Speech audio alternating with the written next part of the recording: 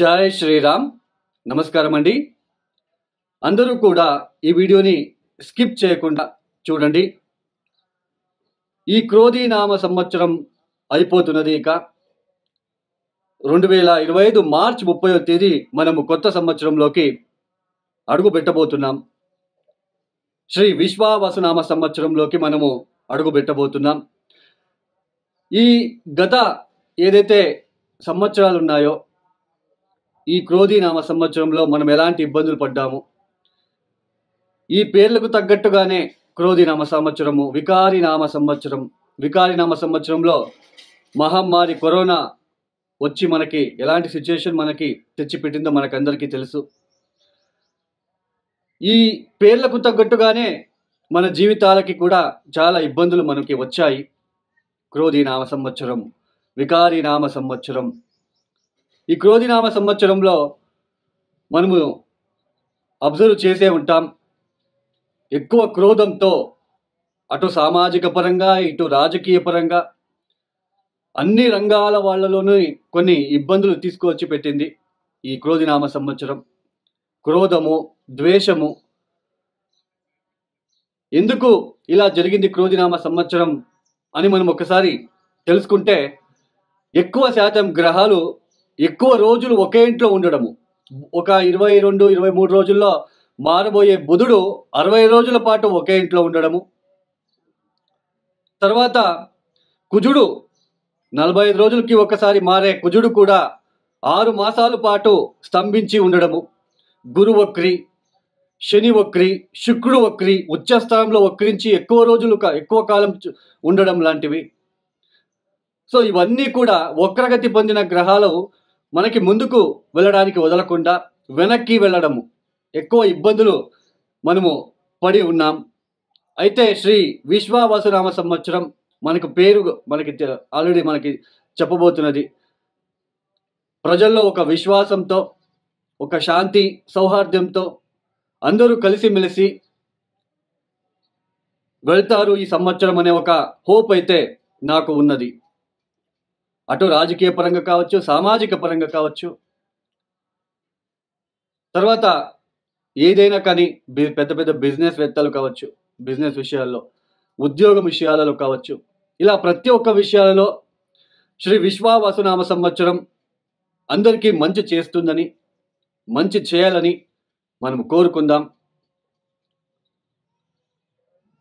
అయితే ఈ ఒక ఏదైతే శ్రీ విశ్వావసునామ సంవత్సరంలో 12 రాశుల వాళ్ళకి ఎలాంటి ఫలితాలు రాబోతున్నాయో తెలుసుకుందాం. దానికన్నా ముందు ఒక 2-3 నిమిషాల పాటు మీకు కొన్ని లాజిక్గా కొన్ని విషయాలని మీకు చెప్పబోతున్నాను. సోది అని అనుకోవద్దండి. సో అందరికీ కూడా అర్థం అవ్వాలి, అర్థం చేసుకోవాలి అనే ఉద్దేశంతోనే నేను ఇక్కడ చెప్పడం జరుగుతున్నది. ఈ గ్రహ సంచారం ఈ సంవత్సరం కనుక చూసుకున్నట్లయితే మార్చ్ 29వ తేదీ నుంచి శని గ్రహ మార్పు అనేది జరగబోతున్నది. శని కుంభరాశిని వదిలి మీనరాశికి వెళ్ళి సంచారాన్ని ప్రారంభం చేస్తున్నారు. గురువు గారు మే 13వ తేదీ నుంచి ఆయన మిథున రాశికి వెళ్ళి సంచారాన్ని ప్రారంభం చేస్తున్నారు. రాహుకేతులు ఇద్దరు కూడా మే 18వ తేదీ నుంచి రాహు కుంభంలో, కేతు సింహరాశిలో సంచారాన్ని చేస్తున్నారు. ఇక్కడ మనకి చాలా మందికి ఏంటి అంటే, ఈ ఏళ్నాటి శని, అష్టమ శని, పంచమ శని, అర్ధాష్టమ శని అనగానే భయపడుతూ ఉంటారు. ఆ భయపడుతూ ఒక జ్యోతిష్కుడి దగ్గరికి వెళ్తారు. ఇప్పుడు అన్ని రంగాలలో కూడా మనీ మైండెడ్ పీపుల్స్ ఎక్కువైపోయారు. వాళ్ళకక్కడ ఏ దశాభుక్తి జరుగుతుందో తెలీదు. అష్టకవర్గ బిందులు శని ఎన్ని ఇచ్చాడు, గురు ఎన్ని ఇచ్చాడు. ఇప్పుడు మిథున రాశికి గురు వెళ్తున్నాడు. అష్టకవర్గ బిందులు ఎన్ని ఇచ్చాడు, శని మీనరాశికి వెళ్తున్నాడు. మీ జన్మజాతకంలో శని ఎన్ని బిందువులు ఇచ్చాడు, దశా పీరియడ్ ఏది జరుగుతుంది, ఎవరికి ఈ ఏళ్నాటి శని, అష్టమ శని, పంచమ శని ఎక్కువ ఇబ్బంది పెడుతుంది, ఇవి అస్సలు ఇవన్నీ పక్కన పెట్టేసి ఈ ఏళ్నాటి శని జరుగుతూ ఉంటుంది. ఒక వ్యక్తి జ్యోతిష్కుడి దగ్గరికి వెళ్తాడు. ఆ జ్యోతిష్కుడు శని గ్రహానికి సంబంధించిన నీలమణిని సజెషన్ ఇస్తున్నారు, ఉంగరం పెట్టుకోండి అని. తర్వాత ఇక్కడ ఇంకొక విషయం ఏంటి అంటే, ప్రజల్లో కూడా అలాంటి భావన వచ్చేసింది. అంటే ఉంగరం పెట్టుకోగానే మన తలరాతలు మారిపోతాయి అన్నట్టుగా అనుకుంటూ ఉంటారు.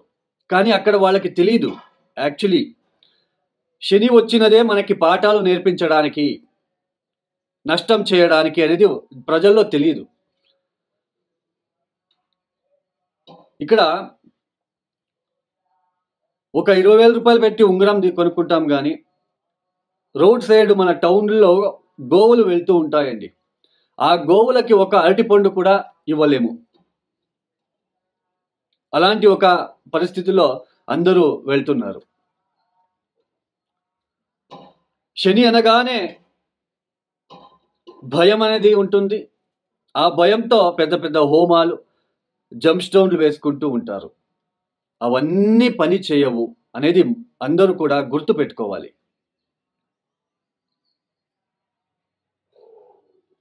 తొందరగా ఉద్యోగం రావాలి, ఉంగరం పెట్టుకోండి. ఉంగరానికి ఉద్యోగానికి సంబంధం ఏంటి అండి? మీ జన్మజాతకంలో దశమాధిపతి ఎక్కడున్నాడు? అమాత్యకారకుడు చాలా కీలకమైన పాత్ర అనేది వహిస్తుంది ఉద్యోగం విషయాలలో. తర్వాత ఈ భార్యాభర్తల మధ్య చాలా ఒడిదొడుకులు ఫేస్ చేస్తూ ఉంటారు. భార్యాభర్తలు ఇద్దరు కూడా చాలా ఇబ్బందులు పడుతూ ఉంటారు. పెళ్లి జీవితం చాలా ఇబ్బందులు పడుతూ చాలా కష్టాలతో వెళ్తూ ఉంటారు. ఇక్కడ ఒక చిన్న లాజిక్ ఉంటుంది. మీ జన్మజాతకంలో ధారాకారకుడు ఎవరు? మన కాలపురుష చక్రంలో ధారాకారకుడు ఎవరు అంటే శుక్రుడిని రిప్రజెంట్ చేస్తాం. బట్ ఒక ఇండివిజువల్ జాతకానికి వచ్చినప్పుడు ధారాకారకుడు ఎవరు అని కనిపెట్టి ఆ ధారాకారకుడికి కొన్ని పరిహారాలు, సింపుల్గా ఉండే పరిహారాలు చేస్తూ పోతూ ఉంటే మ్యారేజ్ జీవితంలో అప్పుడు కొంచెం మార్పు అనేది వస్తుంది. ఒకటి గుర్తుపెట్టుకోండి, జ్యోతిష శాస్త్రంలో పూర్తిగా కర్మని పోగొట్టుకోవడానికి అయితే లేదు అండి. అయితే ఆ కర్మని తగ్గించుకోవడానికి మాత్రమే ఉంటుంది. మనము దేవుడి గుడికి వెళ్తాం, దేవుడు మనకి శిక్ష ఇవ్వడండి. దేవుడు మనకి ఏది ఇబ్బంది పెట్టాడు. దేవుడు మనకి అయినంత మనకి మంచి చేయాలని చూస్తాడు. అయితే మనం చేసిన కొన్ని తప్పుల వలన మనకి ఈ లెసన్స్ని ఎవరు నేర్పిస్తారు అంటే నవగ్రహాలు. ఈ ఏళ్ళనాటి శని, అష్టమ శని, పంచమ శని వచ్చినప్పుడు మనకి ఆత్మస్థైర్యం చాలా ఇంపార్టెంట్. ఆత్మస్థైర్యాన్ని ఎలా చూస్తాం? మన జన్మ జాతకంలో లగ్న స్థానాన్ని బట్టి మనము ఎలాంటి సిచ్యుయేషన్ వచ్చినా కూడా ఎలా ప్రవర్తిస్తాము, మనం ఫేస్ చేయగలమా లేదా అనేది మన లగ్న కుండలి చెప్తుంది. అందుకే గోచారం వేరు, లగ్న చాట్ వేరు. ఇప్పుడు ఏళ్ళనాటి శని వచ్చింది, ఉద్యోగం పోయింది. ఉద్యోగం పోగానే మనము కుమిలిపోతామా, లేదా ధైర్యం పెంచుకొని మనం ఇంకొక ఉద్యోగానికి ప్రయత్నాలు చేస్తూ ఉద్యోగం సాధిస్తామా అన్నది దశాభుక్తి వలన, లగ్నాధిపతి వలన మనం తెలుసుకోవచ్చు. ఇప్పుడు ఏళ్ళనాటి శని, పంచమ శని, అష్టమ శని ఎవరికైతే జరుగుతూ ఉందో వాళ్ళకి దశా పీరియడ్ గనక, చంద్ర మహాదశ, శని మహాదశ గనక జరుగుతూ ఉంటే వాళ్ళకి ఎక్కువ ఇబ్బందులు తప్ప మిగతా వాళ్ళకి ఉండవు. అష్టకవర్గ బిందువులు కూడా మనం చూసుకోవాలి. ఇప్పుడు ఈ శని గురించి ఇప్పుడు అన్ని రాశుల వాళ్ళు ఒక చిన్న రెమెడీ చెప్తాను శని కోసము. మీరు ఆ పరిహారాన్ని చేసుకోండి. 16 శనివారాలు ఈ బెల్లం నీళ్లు కలిపిన, ఏదైతే నీళ్లలో బెల్లం కలిపి ఆ నీళ్లతో గోధుమ పిండి తడిపి చిన్న చిన్న ఉంటలు చేయాలి. 8 ఉంటలు లేదా 16 లేదా 17 ఉంటలు చేసుకొని ఆ ఉంటలు చేసేటప్పుడు శం శనైశ్చరాయ నమః, శం శనైశ్చరాయ నమః, శం శనైశ్చరాయ నమః అనే ఒక మంత్రాన్ని పఠిస్తూ ఆ ఉంటలు చేసి టెరెస్ మీద కానీ కాంపౌండ్ మీద కానీ పెట్టండి 16 శనివారాలు. ఇది చేసి చూడండి, మీకు అర్థమవుతుంది. అవి పక్షులు తింటాయో, కాకులు తింటాయో, ఎలుకలు తింటాయో తెలియదండి. బట్ అది చేసి చూడండి. ప్లస్ ఇంకొక పరిహారం ఏంటి అంటే తమిళనాడు దగ్గర పాండిచేరి మధ్యలో తిరువనెల్లూరు అని ఒక క్షేత్రం ఉంది, శని క్షేత్రం. అక్కడికి వెళ్ళి తగిన అభిషేకాలు, తైలాభిషేకం లాంటివి చేయించుకోవడా రావడానికి మాత్రమే ప్రయత్నం చేయండి. ఈ ఏళ్నాటి శని, పంచమ శని, అష్టమ శని వచ్చినప్పుడు శని మంత్రాలు కూడా చదువుకోరాదు అని నేను సజెషన్ ఇస్తానండి. ఎందుకంటే శని బలహీనపడి అక్కడ మనకి కర్మానుసారంగా మనకి ఇబ్బంది పెట్టడానికి వస్తూ ఉన్నాడు. మనము ఆయన నుంచి తప్పించుకోవాలి, తర్వాత ఆయన్ని ప్రసన్నం చేసుకోవాలి. అలాంటి పరిహారాలే మనం పాటించాలి. కాలభైరవేశ్వర గాయత్రి మంత్రం వస్తుంది, శివ పంచాక్షరి మంత్రం వస్తుంది. వృద్ధులకి సహాయ సహకారాలని అందించండి. తర్వాత గాడ్రేజ్, బీర్వాల్ లాంటివి దానాలు ఇవ్వండి. ఏదైనా అనాథాశ్రమాలు, వృద్ధాశ్రమాలకి డొనేషన్ ఇవ్వండి. శని నుంచి తప్పించుకోవాలనే ఒక తపనతో సామూహికంగా హోమాలు, పెద్ద పెద్ద హోమాలు, జెమ్ స్టోన్లు ఇవన్నీ పని చేయవు. బాగా గుర్తుపెట్టుకోండి. పరిహారాలు అనగానే ఇవి కాదండి, వందల కొద్ది సింపుల్ రెమెడీస్ ఉన్నాయి. చాలా సులభమైన పరిహారాలు ఉన్నాయి. అవి చేస్తే చాలు. ఫర్ ఎగ్జాంపుల్, ఒక 108 రోజులు సాయంత్రం పూట ప్రదోష కాలంలో ఒక నువ్వుల ఒత్తి వెలిగించి శివ పంచాక్షరి మంత్రం 1000 సార్లుకి తక్కువగా చదువుకోకుండా ఒక 1000 సార్లు పైన చదువుకొని రండి. ఒక 108 రోజులు వరుసన చేయండి చాలు. ఎంత పాజిటివ్ ఎనర్జీ వస్తుందో చూడండి. సో గోచారం వేరు, మనకి జన్మ జాతకం వేరు.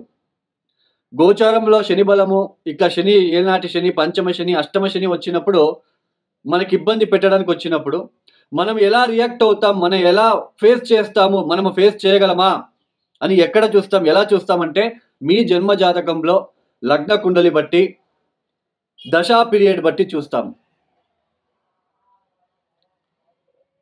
సో ఇది అందరికీ అర్థం అవ్వాలనే ఒక ఉద్దేశంతో మీకు చెప్పడం జరిగింది. ఇక ఇండివిజువల్ రాశికి ఫలితాలు ఏదైతే చెప్పడం జరుగుతున్నదో, తర్వాత పరిహారాలు ఏదైతే నేను చెప్తున్నానో వాటిని మీరు పాటించుకుంటూ వెళ్ళండి. ఈ శనికి సంబంధించిన పరిహారాలు ఏదైతే బెల్లం నీళ్లు, గోధుమ పిండి మిక్స్ చేసి ఉంటలు చేసి 16 శనివారాలు టెరెస్ మీద పెట్టమని చెప్పాను. తర్వాత తిరువనెల్లూరు క్షేత్రానికి ఒకసారి వెళ్ళి రండి. ఫిబ్రవరి, మార్చ్, ఏప్రిల్, మే, జూన్, జూలై ఈ టైంలో మీకు ఎప్పుడైతే అప్పుడు ఒకసారి వెళ్ళి ఆయన్ని చూసుకొని దర్శనం చేసుకొని రండి.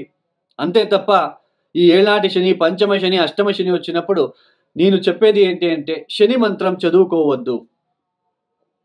దాని బదులుగా శివ పంచాక్షరి మంత్రాన్ని చదువుకోండి. మనకి ఇబ్బంది పెట్టడానికి వచ్చి ఉన్నాడు కాబట్టి ఆయనకి ఒకసారి పెద్దగా ఏదైనా క్షేత్రానికి వెళ్ళి, ఆయనకు సంబంధించిన క్షేత్రానికి వెళ్ళి తైలాభిషేకం లాంటివి చేయించుకొని వచ్చిన తర్వాత మీరు ప్రతిరోజు శివ పంచాక్షరి మంత్రము ఇలాంటివి చేసుకుంటూ వెళ్ళండి. ఖచ్చితంగా రిలీఫ్ అనేది వస్తుంది.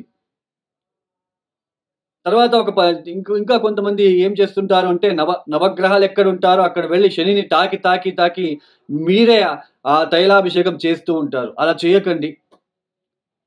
బ్రాహ్మణుడితో చేపించాలి, పంతులతో చేపించాలి. పంతులని అయ్యా ఒక రిక్వెస్ట్ రూపంలో అడిగించి చేపించుకోండి, మీరు చేయకండి. సో మీకు అర్థమైంది అని భావిస్తున్నాను. ఇక ద్వాదశ రాశి వాళ్ళకి ఒక్కొక్క రాశి గురించి నేను ఎక్స్ప్లెయిన్ చేసి రెమెడీస్ ఇస్తాను, అవి చేసుకుంటూ వెళ్ళండి. అలాగే ఎవరికైనా పర్సనల్ ఆస్ట్రాలజీ కన్సల్టేషన్ కావాలనుకున్న వాళ్ళు డిస్ప్లే అవుతున్న నంబర్కి మీరు నేరుగా కాల్ చేయండి. మీరు ప్రాబ్లమ్స్ ఏమీ చెప్పుకోరాదు నా దగ్గర. నాకు కావాల్సింది డేట్ ఆఫ్ బర్త్, టైమింగ్స్, ఎక్కడ పుట్టారు మాత్రమే కావాలి. నేనే ఎక్స్ప్లెయిన్ చేస్తాను ఏ ప్రాబ్లంలో మీరు ఉన్నారు, ఎక్కువ ఏ విషయాల్లో మీరు ఇబ్బందులు పడుతూ వస్తున్నారు,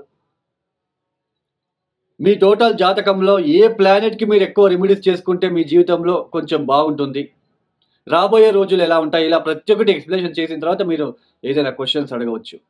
స్వయంగా నేనే మీకు కాల్ పిక్ చేస్తాను. మీకు ఎవరికైనా పర్సనల్ ఆస్ట్రాలజీ కన్సల్టేషన్ కావాలనుకున్న వాళ్ళు కింద డిస్ప్లే అవుతున్న నెంబర్కి నేరుగా నాకు కాల్ చేయండి. ఇక ద్వాదశ రాశిల వాళ్ళకి ఎలాంటి ఫలితాలు ఉన్నాయో ఒక్కొక్క రాశి గురించి మనము చూసుకుంటూ వెళ్దాం. శ్రీ విశ్వావసునామ సంవత్సరంలో మకర రాశి వాళ్ళకి ఎలాంటి ఫలితాలు రాబోతున్నాయో తెలుసుకుందాం. ఈ మకర రాశి వాళ్ళు ఆల్రెడీ ఏళ్ళనాటి శనిలో చాలా ఇబ్బందులు పడుతూ వస్తున్నారు. ఇక మీద శని గోచరం మారబోతుంది. అంటే తృతీయానికి వెళ్ళి సంచారాన్ని ప్రారంభం చేయబోతున్నారు. ఈ ఏళ్ళనాటి శని సమయంలో సరిగ్గా పూజలు కూడా చేసుకోవడానికి వదలడు శనిదేవుడు. చాలా ఓన్లీ ఇబ్బందులే ఎక్కువ, లేజినెస్, కంఫర్ట్ లేకపోవడము, ఉద్యోగంలో ఇబ్బందులు, మానసిక పరంగా, శారీరక పరంగా, తర్వాత అవమానాలు, అపవాదాలు కూడా ఎక్కువగా ఉంటాయి. అయితే ఇక మీద తృతీయానికి వెళ్ళి సంచారాన్ని ప్రారంభం చేయబోతున్నారు శని భగవానుడు. గురువు గారు 6వ స్థానానికి వెళ్ళి సంచారాన్ని ప్రారంభం చేస్తున్నారు మే 13వ తేదీ తర్వాత. రాహుకేతులు ఇద్దరు కూడా ద్వితీయ, అష్టమ స్థానంలో సంచారాన్ని ప్రారంభం చేయబోతున్నారు మే 18వ తేదీ తర్వాత. ఈ గ్రహ సంచార రీత్యా మకర రాశి వాళ్ళకి చూడండి, జనరల్గా ఇప్పుడు మకర రాశిలో పుట్టిన వాళ్ళు లక్షల మంది ఉంటారు. అందరికీ సేమ్ ఫలితాలు రావు. ఇది బాగా గుర్తుపెట్టుకోండి. ఈ తృతీయ స్థానంలో శని అనగానే కోట్లు సంపాదిస్తారు, అది ఇది అని మీరు వింటూ ఉంటారు. అయితే ఏదైతే ఈ ఏళ్ళనాటి శని, ఈ జన్మ శని, ద్వితీయ శని నుంచి బయటపడబోతున్నారు అది మాత్రం సత్యం. తృతీయానికి వెళ్తున్నాడు కాబట్టి శని నుంచి మీకు ఇక మీద పెద్దగా ఇబ్బందులు అయితే ఉండవు. అయితే తృతీయ స్థానంలో శని అనగానే కొంచెం ఈ ఎలాంటి విషయాల్లో కొన్ని ఇబ్బందులు మీరు ఫేస్ చేయవలసిన ప్రమేయం ఉంటుంది అంటే, సోదరుల మధ్య కొన్ని ఇబ్బందులు, గొడవలు వచ్చే సూచనలు, పిత్రార్జిత ఆస్తి విషయంలో కొన్ని ఇబ్బందులు, ఆటంకాలు, హయ్యర్ ఎడ్యుకేషన్లో కొన్ని విషయాల్లో మందగతిగా సాగడం లాంటిది. అంటే ఈ కాలేజీలో నేను సీట్ అనుకొని ఉన్నాను, ఈ కాలేజీలో రాలేదు అన్నట్టుగా ఫీల్ అవడానికి కూడా ఇక్కడ ఛాన్సెస్ ఉంటుంది. తర్వాత అష్టకొరక బిందులు చాలా ఇంపార్టెంట్ అండి. శని ఎక్కడ ఎన్ని ఇచ్చాడు, ఏ4, ఏ5, 6 గనక ఇచ్చి ఉంటే తృతీయ స్థానంలో శని బలిష్టంగా ఉన్నాడు, చాలా మంచిగా ఉంటుంది. ఆర్థిక విషయాల్లో చాలా అభివృద్ధిని సాధిస్తారు మకర రాశి వాళ్ళు. అంటే అక్కడ అష్టకొరక బిందులు ఎక్కువ గనక ఇచ్చి ఉంటే ఆర్థిక విషయాల్లో, తర్వాత సమాజంలో మీకంటూ ఒక గుర్తింపు రావడానికి అవకాశాలు ఉంటాయి. మీ పేరు ప్రఖ్యాతులు బాగా పెరుగుతాయని అర్థం. చేసే వృత్తి వ్యాపారాల్లో మంచి ఫలితాలు సాధిస్తారు అని అర్థం. వ్యాపారంలో కూడా మంచిగా ఉంటుంది. తీర్థక్షేత్రాల దర్శనాలు కూడా మీరు చేసుకోవడానికి ఇక్కడ అవకాశాలు నిండుగా కనిపిస్తున్నాయి. ఎక్కువ తీర్థక్షేత్రాల దర్శనాలు ఈ సంవత్సరం మీరు చేసుకుంటారు. ప్రయాణాలు ఎక్కువ చేస్తారు. అయితే ద్వితీయ స్థానంలో రాహు, అష్టమ స్థానంలో కేతు ఉన్నాడు కాబట్టి ఈ skin related issues, gastric related issues, తర్వాత కీటలు, సర్పాల నుంచి కొంచెం హాని లాంటివి కూడా ఇక్కడ ఈ సంవత్సరం మీరు చూడడానికి ఆస్కారాలు ఉంటాయి. ఈ సమయంలో అప్పులు ఎక్కువ చేసే సూచనలు కూడా ఉంటాయి. అంటే ఈజీగా అప్పు పుట్టుకుంటూ వస్తూ ఉంటుంది. బట్ అప్పు చేయడానికి మీరు కొంచెం చూసుకొని వెళ్ళండి. దశా పీరియడ్ ఇవన్నీ చూసుకోండి. రాబోయే కాలంలో మళ్ళీ మీరే ఇబ్బంది పడతారు కాబట్టి కొంచెం చూసుకొని వెళ్ళండి. అంటే మొత్తానికి మకర రాశి వాళ్ళకి ఈ ఏళ్ళనాటి శని నుంచి బయటపడుతున్నారు. కొంచెం పాజిటివ్గా ఉంటుంది. అది ఎంతవరకు పాజిటివ్గా ఉంటుంది, అష్టకొరక బిందులు చూసుకోవాలి. 6వ స్థానానికి గురువు వెళ్తున్నాడు కాబట్టి కొంచెం ఈ గురుబలం అనేది తగ్గబోతున్నది.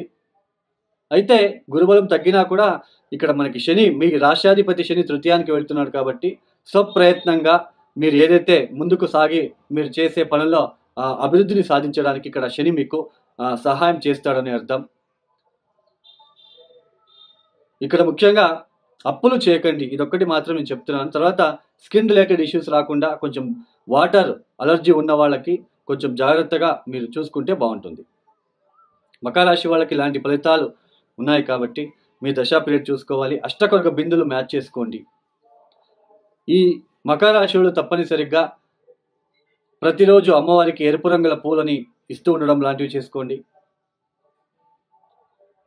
తర్వాత ముఖ్యంగా కాళహస్తిలో రాహుకేతు శాంతి చేసుకోండి. దక్షిణామూర్తికి ఎక్కువ గురువారం పూట రుద్రాభిషేకం లాంటిది చేసుకోవడానికి ప్రయత్నాలు చేసుకోండి. ఈ వీడియో మీకు నచ్చితే లైక్ చేయండి, షేర్ చేయండి, సబ్స్క్రైబ్ చేసుకోండి. సర్వే జనం సుఖినో భవంతు. ధన్యవాదములు. జై శ్రీరామ్.